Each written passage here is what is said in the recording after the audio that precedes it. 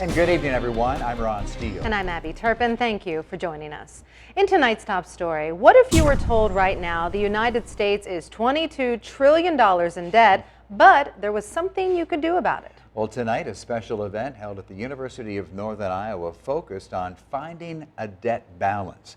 KWWL's Amanda Gilbert. While November 2020 might seem like a long way off, candidates making a bid for president are already being seen around Iowa. Right, Abby, because of course our very important first in the nation precinct caucuses for president are now less than a year away, and boy, we're going to expect the campaign trail to become incredibly busy between now and the precinct caucus That's night. right. KWWL's Colin Dorsey caught up with one such candidate whose vision is fixed on 2020 during a visit to Waterloo today.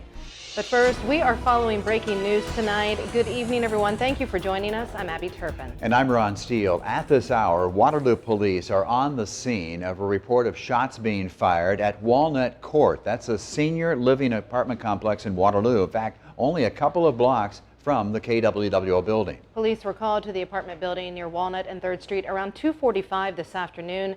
Taylor Vessel has been on scene all afternoon. This is a News 7 KWWL special report. Growing forward, the future of farming in Iowa.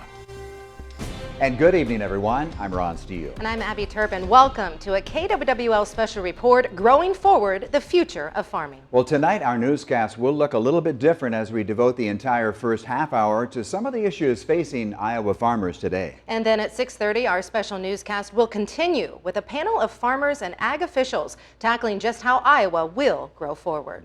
We're going to start with the huge economic impact of agriculture right here in Iowa. That's right, Abby. In fact, the impact is an estimated $72 billion a year. That is more than a quarter of Iowa's entire economy relying on agriculture. You said that it's a trick, not a treat, their current proposal, and also you said that the trust factor with EPA is at an all-time low. Can you elaborate more your concerns, and also how has this affected your personal farm?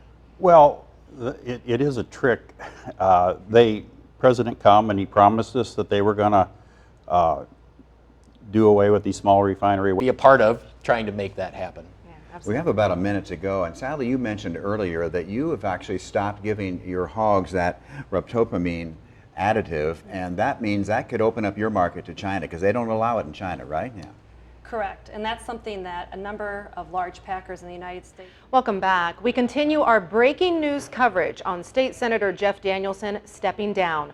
Ron Steele now has a live exclusive one-on-one with the now former senator at this 5 o'clock hour. Abby, thanks a lot. It's really hard to say former senator too, but what you're doing, Jeff, is you say you are standing up for Cedar Falls firefighters and public safety, the safety of residents in Cedar Falls, because this is all directed, right? Yeah. All connected. Yeah, so one exciting chapter. And finally, before we go tonight, an update on 27-year-old Anna Bendert. Anna is the young woman who was severely injured in a car accident on Interstate 380 on Halloween. Yeah, well, Anna's mom, Jolene, let us know tonight that Anna has finally opened her eyes and she is alert.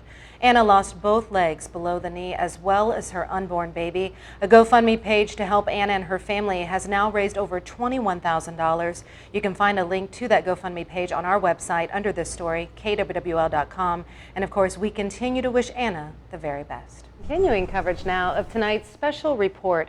Tonight we aired a 1-hour uninterrupted special edition of the Steele Report on racial disparity. Now, this hour program featured the voices of 32 Cedar Valley residents as we highlighted some of the disparities involving African Americans economically in Waterloo. The Salvation Army has been around for more than 150 years. A look back at how it got started.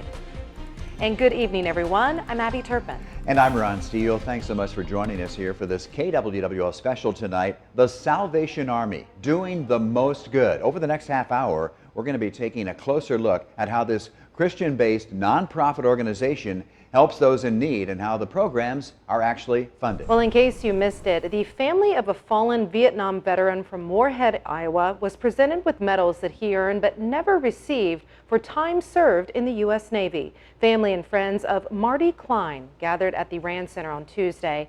Iowa Congressman Steve King presented the honors. Congressman King says making the nominations and presenting the medals are two of the greatest privileges of his job. And this is one of the excellent medals presentations. I happen to know the numbers on at least one of them. Now, King would not reveal any of those polling numbers that he just mentioned. Now in his 9th term, as I mentioned, King has had his closest race ever back in November, winning by just 3 points.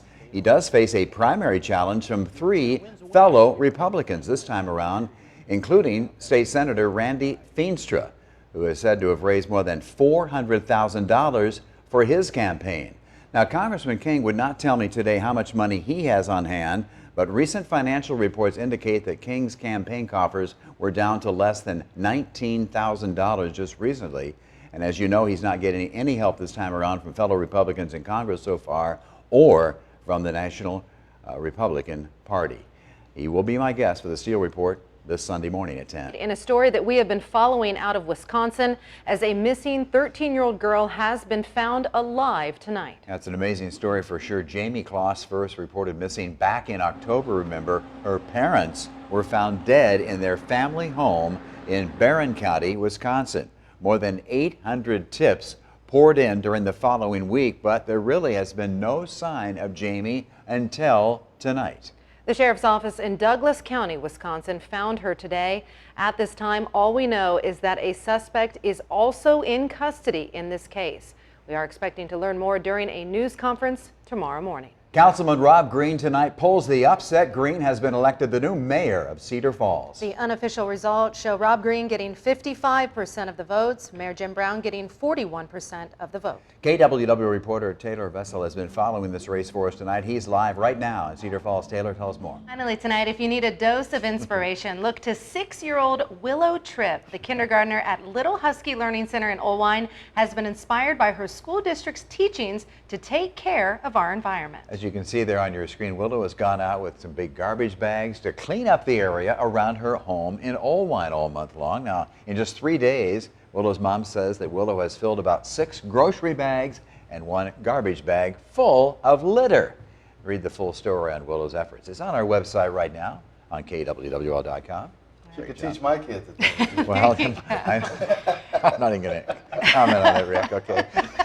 Very inspirational at just 6 years old, Willow. So That's thanks right, for letting yeah. us share your story. Scouts, and they're from Troop 6166, mainly from St. Ed's, from Waterloo Christian, and from Blessed Sacrament, And they correct? came to visit us today and get a tour, and we're just so glad to meet all of them. Very sweet and very high energy, which we High love energy, having yes. here in the High studio. energy, Not yeah. shy at all. So nice meeting all of you.